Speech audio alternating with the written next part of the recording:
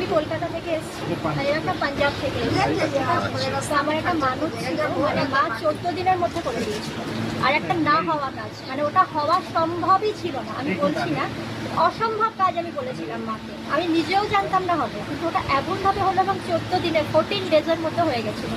তো আমি এটা মাকে দিয়ে গেলাম, এবং আমার আরও মানুষ আছে, মাকে বলেছি, এবং তারও অনেকটা কাজ এগিয়ে গেছে। ওটা পূর্ণ হলে আমি আবার আসবো।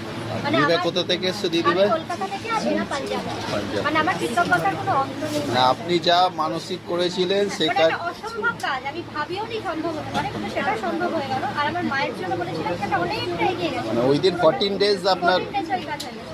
এবার মায়ের জন্য বলেছি, মায়ের জন্য যেদিন বলেছি তার 3 দিনের মধ্যে অনেক কাজ এগিয়ে গেছে আমাদের, আর একটু বাকি আছে আমি জানি না। আশা করি মা সেটাও আপনার আশা পূর্ণ করে। সম্পূর্ণ বিশ্বাস মা।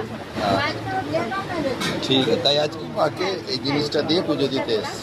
ঠিক আছে, জয় মা।